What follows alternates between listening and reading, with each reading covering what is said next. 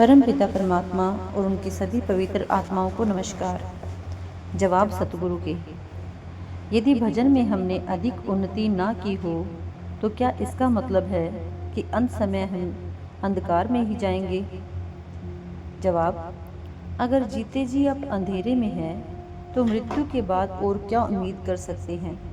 लेकिन जैसा कि पहले भी कहा जा चुका है, वह परमात्मा दयालु है।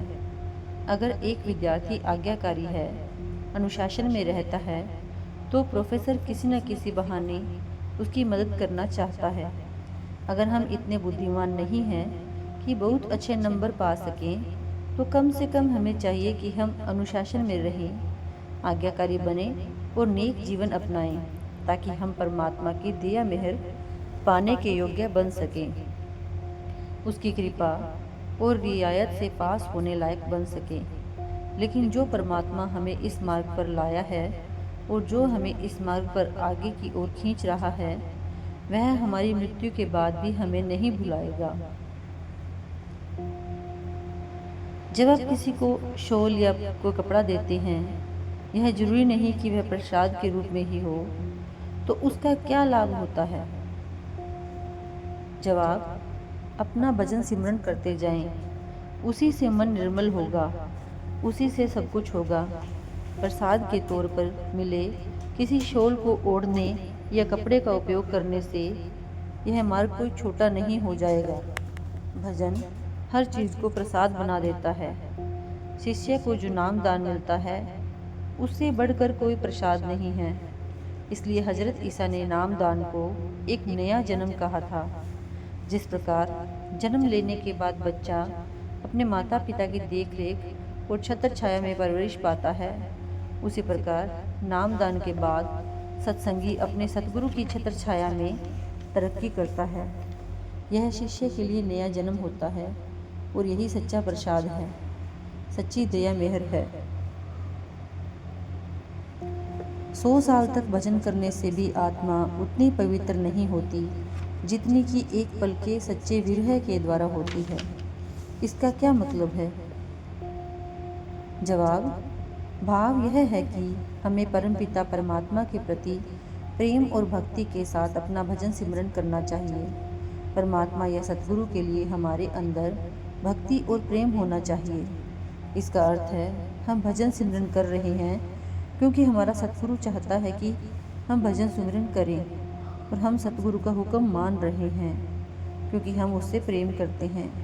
भजन सिमरन सतगुरु के प्रेम तथा उसके हुक्म के पालन की भावना के साथ होना चाहिए। भक्ति के बिना मशीन या यंत्र की तरह किए गए भजन से कोई विशेष रूहानी प्रगति नहीं होगी, लेकिन फिर भी भजन करने से हमारे अंदर प्रेम बढ़ेगा, परमात्मा के विरह की भावना बढ़ेगी। इस प्रकार अभ्यास करते रहने से वह गहरा विरह प्रभु के मिलाप के लिए तड़प पैदा हो जाएगी।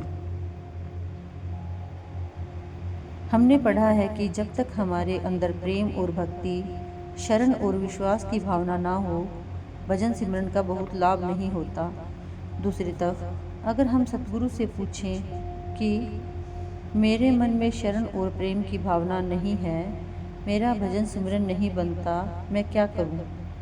तो इसका जवाब आमतौर पर यही मिलता है कि भजन सिमरन करो। ये दोनों बातें परस्पर विरोधी लगती हैं।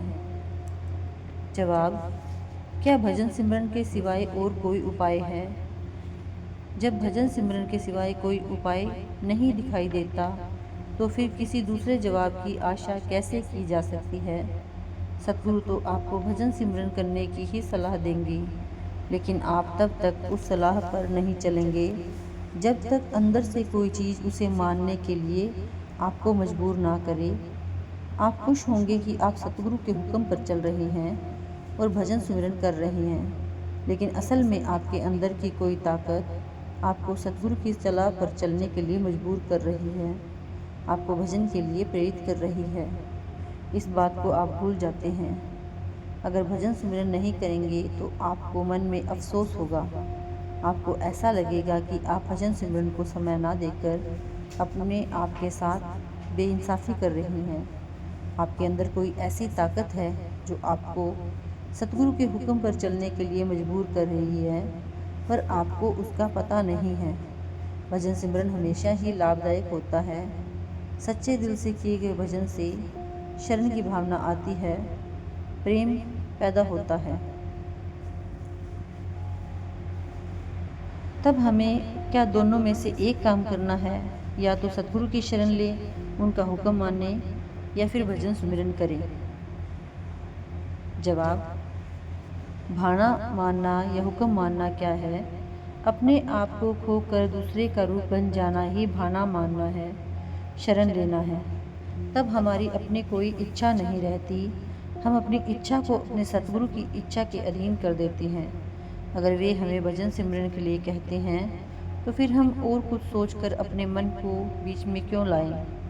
भजन सिमरन खुद ही आपके अंदर प्रेम, प्यार और भक्ति पैदा करेगा। यह शरण लेना, मौज में रहना या भाना मानना है। और अगर सतगुरु भजन सिमरन करने का हुक्म देते हैं तो वह हमारे लिए भजन करने का वातावरण भी खुद पैदा करेंगे। वह खुद ही हमारे अंदर भजन सिमरन करने की खींच या प्रेरणा पैदा करेंगे और वह खुद ही आपको भजन में बैठने के लिए मजबूर करेंगे। Thank you.